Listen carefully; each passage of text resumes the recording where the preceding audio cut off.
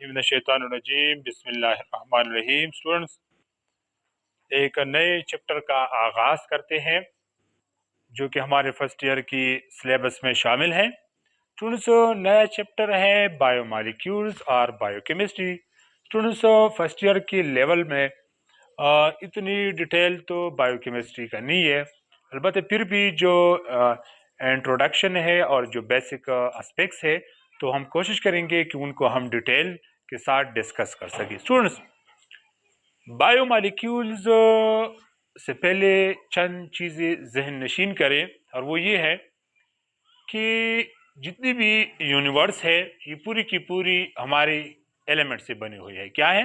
Element से। Students, all the universe is made up of elements, and the elements further composed of atoms, and these atoms join to form molecules and compounds.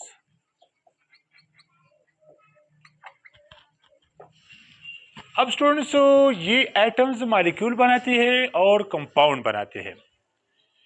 Students, ये जो atoms है इनकी तकरीबन आज तक जो इनकी डिस्कवरी हुई है इनमें स्टूडेंट्स तकरीबन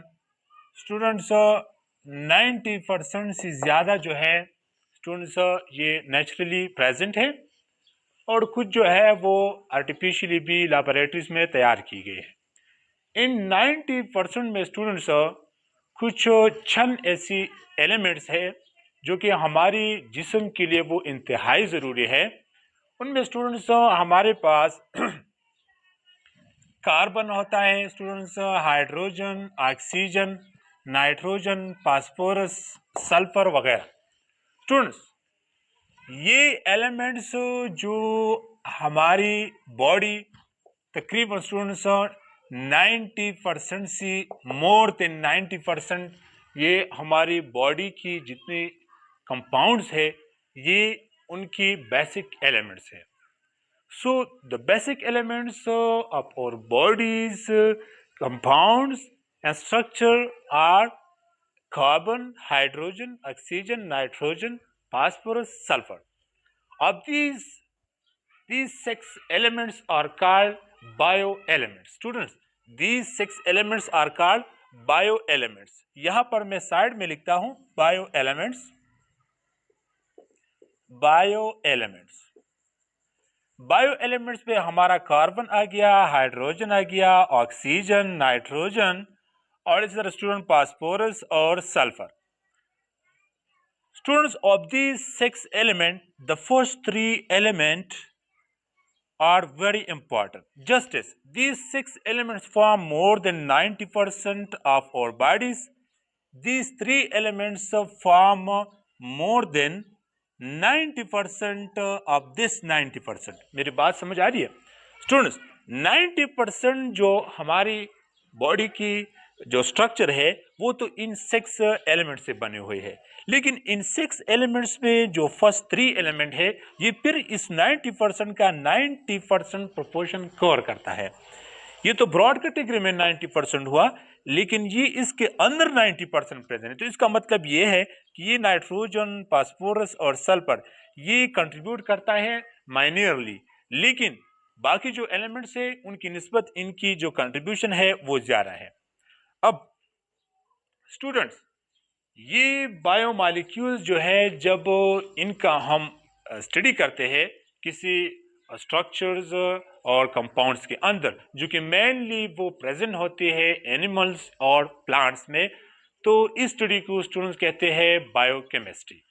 इधर देखिए student, biochemistry is the science in which we study the structures, compositions, and function of organic compound present inside the bodies of living organisms. So, it means that the vast variety of compound which is present both inside the bodies of organism, and organism you know that are two types, animals and plants. So, it means that the major contributing elements which are carbon, hydrogen, oxygen, nitrogen, phosphorus, and sulfur. They are present in different shapes, in different ways, in different structure inside the bodies of these organisms. So, the study of compounds containing carbon, hydrogen, oxygen, nitrogen, phosphorus, sulfur in various ways relative inside the bodies of living organism is called biochemistry. So biochemistry deals as three main aspects: that structures, composition and function of organic compound. Student, biochemistry जो है ये हमारे साथ मुख्तलिफ compounds की, खासकर जो organic compounds है इनकी मुख्तलिफ एंगल से हम स्टडी करते हैं, जैसे कि कार्बोहाइड्रेट समझिए स्टूडेंट्स, प्रोटीन है, लिपिड्स है, न्यूक्लिक एसिड है, इनकी हम स्ट्रक्चर कैसे मालूम करते हैं, ये कहाँ कहाँ प्रेजेंट होते हैं। स्टूडेंट्स, ये एक वेस्ट टॉपिक है और ये एक वसी टॉपिक है जिसको बायोकेमिस्ट्री कहते हैं। यहाँ पर स्टूडेंट्स देखिए कुछ इंट्रोडक्शन मैंने लिखा है इस चैप्टर का, जो इसकी की पॉइंट्स है वो ये है: the bonding of hydrogen, oxygen, nitrogen and other atoms to the carbon atom forming compounds called organic compound. Student, जब हाइड्रोजन, ऑक्सीजन, नाइट्रोजन और कुछ और एलिमेंट्स है, जब ये कार्बन के साथ बॉन्ड बनाते हैं और जो कंपाउंड्स हमारे साथ आते हैं तो वो ऑर्गेनिक कंपाउंड्स होते हैं। ये it is the relative study according to the biochemistry. अब हम केमिस्ट्री की बात नहीं करें कि केमिस्ट्री में ऑर्गेनिक कंपाउंड्स क्या है, तो यहाँ पर जो हमारा कंसर्न है वो ये है कि अगर हाइड्रोजन किसी के साथ अटैच हो जाए, ऑक्सीजन अटैच हो जाए, नाइट्रोजन और कुछ और एलिमेंट्स, लेकिन वो एलिमेंट कार्बन हो और हमारे साथ वेस्ट वेराइटीज ऑफ कंपाउंड बनाए, तो वो ऑर्गेनिक कंपाउंड्स है। स्टूडेंट्स, ये ऑर्गेनिक कंपाउंड क्या करते हैं? The organic compounds play important role which characterize the structure and function of cell organelles. अब स्टूडेंट्स देखिए, सेल के अंदर मुख्तलिफ ऑर्गेनेलीज है। सेल स्टूडेंट्स मान लें कि ये एक हाउस है और इसके अंदर अब लेबर वर्क हो रहा है, हर बंदा अपना अपना काम करता है, तो इसके अंदर कुछ हमारे साथ स्ट्रक्चर है जिसको ऑर्गेनेलीज कहते हैं, जैसे कि माइटोकॉन्ड्रिया, राइबोसोम, मेसोसोम, स्टूडेंट्स मान लें कि peroxisome, glyoxysome, Golgi bodies etcetera. Students, तो ये जो स्ट्रक्चर होते हैं, ये ऑर्गेनिक कंपाउंड उन स्ट्रक्चर की फंक्शन में और उनकी कैरेक्टराइजेशन में बहुत बड़ा रोल प्ले करते हैं। स्टूडेंट्स, जो सेल ऑर्गेनेलीज है वो इन ऑर्गेनिक कंपाउंड्स के अलावा कुछ भी नहीं है। तो मान लीजिए कि इनकी जो फैक्ट्रीज चलती है हमारे जिस्म में, जो प्रोटीन बनते हैं, तो उसमें बड़ा किरदार राइबोसोम का होता है।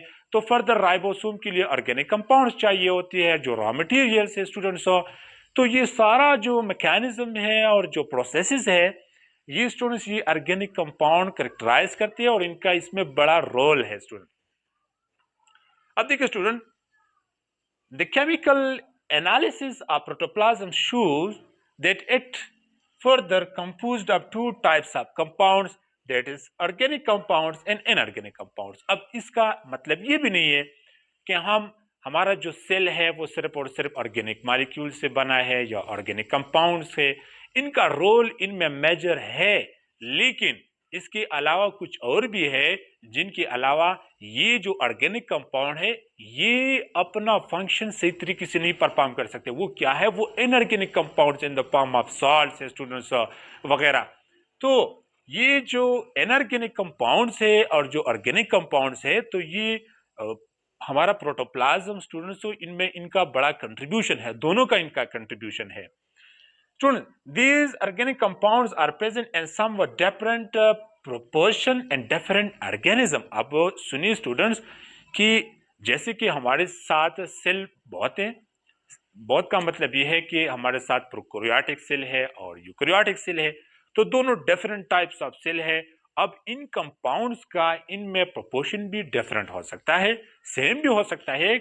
कई जगहों पर कुछ ऑर्गेनिक कंपाउंड्स की जो प्रोपोर्शन है, जो परसेंटेज है, तो वो दोनों सेल में यकसा है, लेकिन अक्सर जो हमने स्टडी किए हैं वहां पर ये डिफरेंट है और वो हम उसकी तरफ आते हैं। स्टूडेंट, अब ऑर्गेनिक कंपाउंड्स में आप मान ले कि हमारा जो सबसे बड़ा इंपॉर्टेंट इनऑर्गेनिक कंपाउंड है तो वो वाटर है।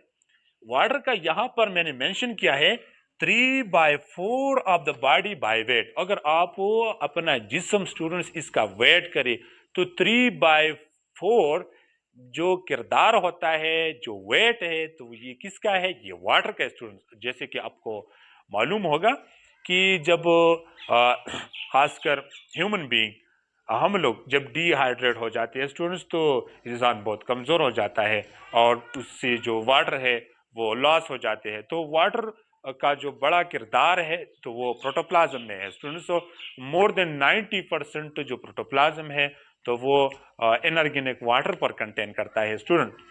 तो वाटर का बड़ा किरदार है। Next water or proteins. अब वाटर के बाद जो नंबर आता है तो वो प्रोटीन है। प्रोटीन प्राइम इंपॉर्टेंस देते हैं स्टूडेंट्स।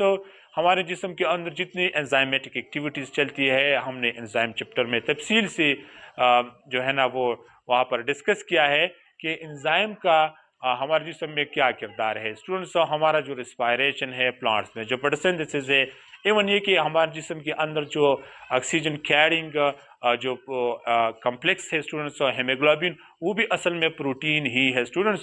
तो प्रोटीन का बहुत बड़ा किरदार है। हमारे हार्मोन्स, हमारे एंजाइम्स, हमारे जिस्म में कुछ और भी बहुत सारे स्ट्रक्चर जो है वो प्रोटीन ही से बने हुए हैं। इवन कि हमारे जो हेयर्स है, हमारे जो नेल्स है स्टूडेंट्स, ये जो केराटिन प्रोटीन है जो हमारे जिस्म के अंदर डीट फॉर्म में, जो डीट शीट्स ऑफ सेल में प्रेजेंट है, जो हमें माइक्रो ऑर्गेनिज्म बचा सकते हैं, जो हमें प्राइमरी सपोर्ट देते हैं हमारे इम्यूनिटी में, तो उस वहाँ पर सबसे बड़ा किरदार स्टूडेंट्स प्रोटीन का प्रेजेंट है। अब यहाँ पर देखिए स्टूडेंट्स कि सिर्फ प्रोटीन का किरदार भी हमारे जिस्म में जो है ना वो इनफ नहीं है। हमारे जो कार्बोहाइड्रेट है स्टूडेंट्स, कार्बोहाइड्रेट कंबस्ट हो जाते हैं हमारे जिस्म के अंदर, वो एनर्जी रिलीज करते हैं in the form of ATP. वहाँ पर ग्रेजुअल एक्यूमुलेशन हो जाते हैं हमारे जिस्म में। तो स्टूडेंट्स कार्बोहाइड्रेट का भी बहुत बड़ा किरदार है। इवन ये अगर आप ये कहें कि कार्बोहाइड्रेट अगर जिस्म में ना हो तो हम एक बात भी नहीं कर सकते, क्योंकि बात करने के लिए जिस्म में एनर्जी रिक्वायर होती है। एनर्जी कहाँ से आएगी? तो एनर्जी जो है ना स्टूडेंट, कार्बोहाइड्रेट जो हमारा ग्लूकोज है तो वो उसकी कंबस्टन होगी हमारे जिस्म में और उससे एनर्जी रिलीज होगी रेस्पायरेशन के थ्रू। तो स्टूडेंट्स वो तमाम जो ऑर्गेनिक कंपाउंड्स है इनका हमारे जिस्म में बहुत बड़ा अहमियत और बहुत बड़ा किरदार होता है। इनका जो प्रोपोर्शन होता है स्टूडेंट्स तो वो पहले जो मैंने डिस्कस किया, जैसे कि हमारे साथ स्टूडेंट्स ऑर्गेनिज्म दो टाइप के हैं, एनिमल और प्लांट, तो इसी तरह सेल भी दो टाइप के हैं, एक प्रोकैरियोटिक है और एक यूकैरियोटिक है। इसके ऊपर हम डिटेल से स्टूडेंट्स एक लेक्चर रिकॉर्ड करेंगे कि इनकी स्टूडेंट्स के दरमियान डिफरेंस क्या है, कि यूकैरियोटिक सेल क्या है और प्रोकैरियोटिक क्या है। अब यहाँ पर आप इतना समझिए स्टूडेंट्स का कि हमारे साथ जो बैक्टीरियल सेल है स्टूडेंट्स तो ये आप प्रोकैरियोटिक समझिए, और जो ममेलियन सेल यहाँ पर मैंने मेंशन किया है, यहाँ पर ममेलियन सेल, और ये स्टूडेंट्स हमारे साथ बैक्टीरियल सेल है। तो इनमें जो यहाँ पर वाटर का जो परसेंटेज है बैक्टीरियल सेल और मेमेलियन सेल में, तो वो दोनों सेम है। अब यहाँ से आप अंदाज़ा लगा सकते हैं कि वाटर जो है यहाँ पर भी 70% प्रेजेंट है और मेमेलियन सेल में भी 70% प्रेजेंट है, कि वाटर का बहुत बड़ा किरदार है। इसका किरदार स्टूडेंट यूनिवर्सल है, सिर्फ ये ममेलियन सेल या बैक्टीरियल सेल के लिए नहीं है बल्कि दोनों के लिए यकसा इम्पोर्टेंट है। और यहाँ से आपसे इम्पोर्टेंट क्वेश्चन भी पूछा जा सकता है कि वाटर का जो परसेंटेज है बैक्टीरियल सेल में या ममेलियन सेल में, तो इन दोनों में से किस सेल में इनका जो परसेंटेज है, कंपोजिशन है, वो ज़्यादा है? ममेलियन सेल का ग्रेटर है देन बैक्टीरियल सेल, और बैक्टीरियल सेल का ग्रेटर है ममेलियन सेल, या दोनों का सेम है? तो आपका आंसर होना चाहिए कि दोनों का जो प्रोपोर्शन है वाटर का दोनों सेल में तो वो सेम है, पहली बात। अब इसके बाद प्रोटीन का नंबर आता है स्टूडेंट। प्रोटीन बैक्टीरियल सेल में 15% में प्रेजेंट है बैक्टीरियल सेल में स्टूडेंट, और हमारे साथ ममेलियन सेल में यहाँ पर 18% प्रेजेंट है। तो इसका मतलब ये है कि बैक्टीरियल सेल में प्रोटीन कम मकदार में प्रेजेंट है और मेमेलियन सेल में ये 18% प्रेजेंट है। अब यहाँ भी इम्पोर्टेंट एमसीक्यूज ये है कि प्रोटीन का जो मिकदार है वो किस सेल में ज़्यादा है, बैक्टीरियल सेल में या मेमेलियन सेल में। तो आपका आंसर होना चाहिए कि मेमेलियन सेल में इसका जो परसेंटेज प्रोपोर्शन है, जो कंपोजिशन है वो ज़्यादा है।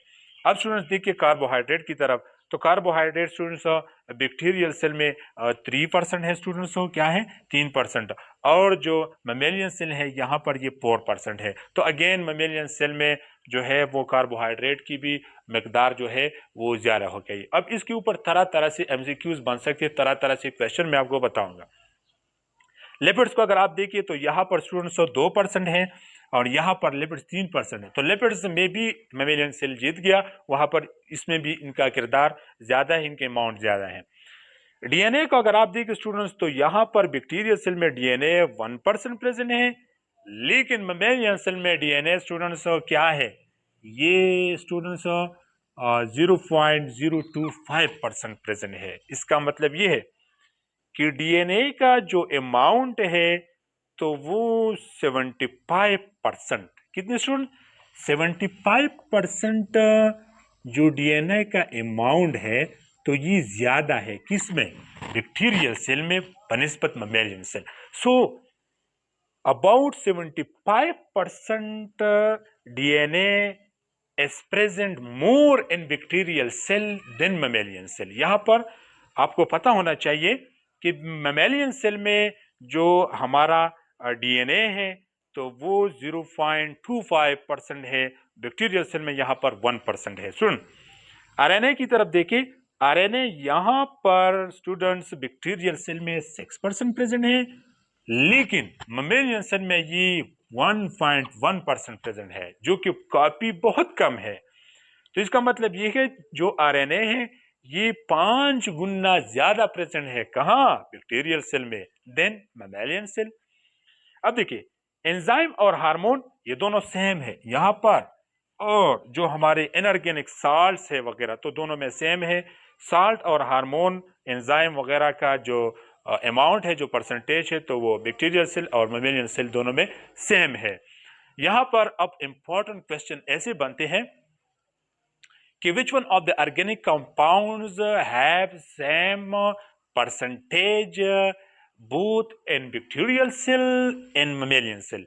तो फर्स्ट आपका ऑप्शन फॉर एग्जांपल है वाटर, सेकंड आपका ऑप्शन है एंजाइम हार्मोन, थर्ड है आपका इनऑर्गेनिक साल्ट। तो आपका जवाब होना चाहिए ऑल ऑफ दीज, क्योंकि ये जो 3 कैटेगरीज है एंजाइम हार्मोन इनऑर्गेनिक साल्ट और वाटर, इनका जो परसेंटेज है दोनों सेल में सेम है। अब देखिए protein, carbohydrate, lipids have greater contribution in, तो आपका आंसर होना चाहिए ममेलियन सेल।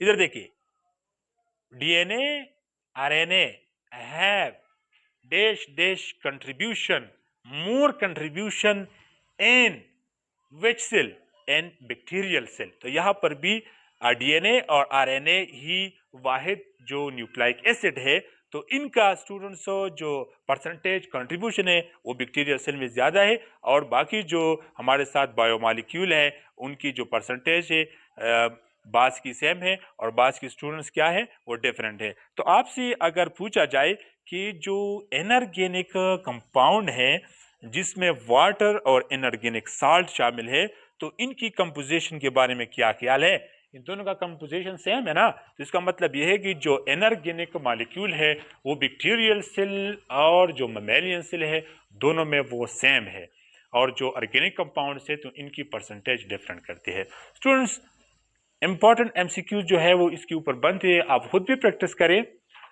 और एग्जाम के हवाले से भी ये इंट्रोडक्शन है, इससे बहुत इंपॉर्टेंट क्वेश्चन आ सकते हैं। For example what do you know about biomolecules, what do you know about biochemistry. So students ये एक शॉर्ट क्वेश्चन के लिए भी ज़रूरी है और लॉन्ग क्वेश्चन में भी ये पूछा जा सकता है। तो ये थी हमारे आज की लेक्चर, और हमें उम्मीद है कि आपको बायोमॉलिक्यूल्स का जो इस वक्त चल रहे फर्स्ट लेक्चर ये खूब समझ आया होगा। स्टूडेंट्स आज के लिए इतना ही।